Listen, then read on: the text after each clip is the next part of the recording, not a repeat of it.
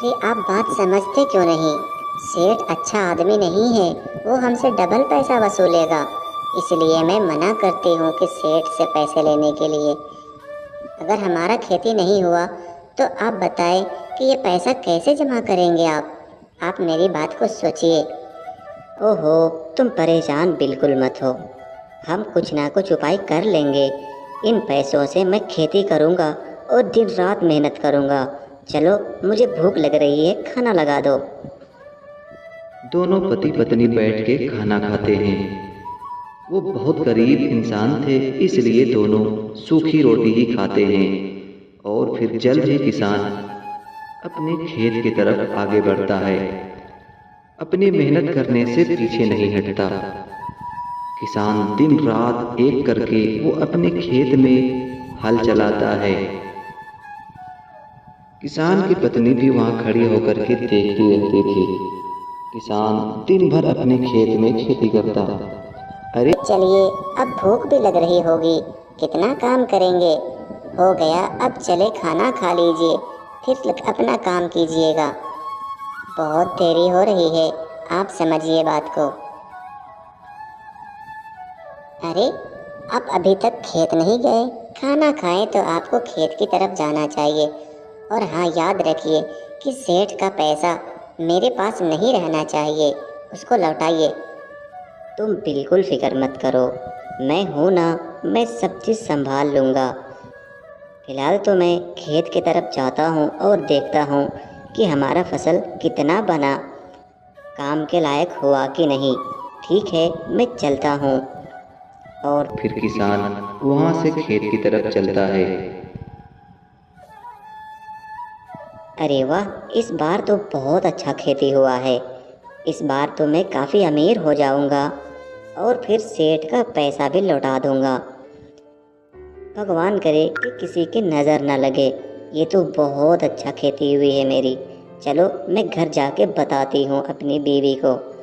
और फिर अरे क्या बात है, आप बड़े खुश लग रहे हैं। सब ठीक तो है ना? इतनी खुशी हो रही है, आखिर क्या बात हो गई, हमें भी बताइए तो। सब ठीक तो है। अरे क्या बताऊं, खेती को देख के मेरा दिल बहुत खुश हो गया। बहुत अच्छा खेती हुआ है इस बार। इस बार मेरी बात मानो, मैं तो कहता हूँ कि ट्रैक्टर ही खरीद लेंगे इस बार।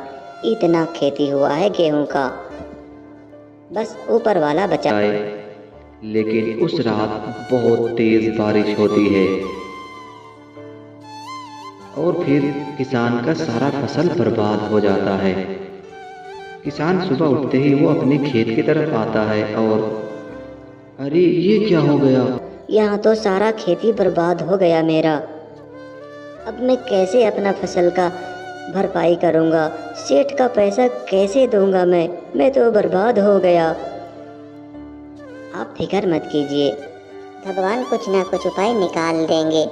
आप बिल्कुल फिक्र मत कीजिए, परेशान मत होइए, ऐसे उदास तो बिल्कुल ही मत रहिए, सब ठीक हो जाएगा। देखिए, बच्चे भी खुश हैं, आप परेशान ना होइए। अरे क्या बताऊं, मुझे सेठ की बातें याद आ रही है। सेठ ने बोला था कि सबसे पहले मेरा पैसा वापस करना, लेकिन अब हम तो बर्बाद हो गए हैं, अब कैसे लौटाएंगे? किसान उदास होकर के वो अपने खेत में अपने घर के बाहर बैठा होता है। तभी सेठ का आदमी किसान के पास आता है और कहता है,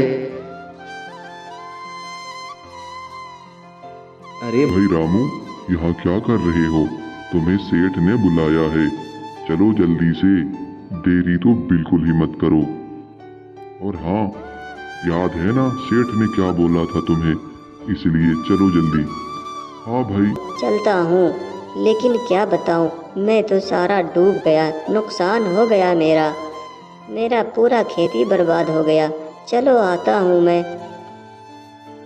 कुछ ही देर में किसान सेठ के पास जाता है।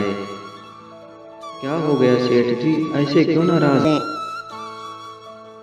अरे क्या हो गया रामू? तुम तो नजर ही नहीं आ रहे हो भाई, पैसा लेने के बाद भूल गए हो क्या मुझे? मैंने सोचा थोड़ा याद दिला दूं, लाओ मेरे पैसे लाओ। सेठ क्या बताऊं, इस बार मेरा पूरा खेती बर्बाद हो गया। कल रात की बारिश में पूरा फसल बर्बाद हो गया। मैं पैसे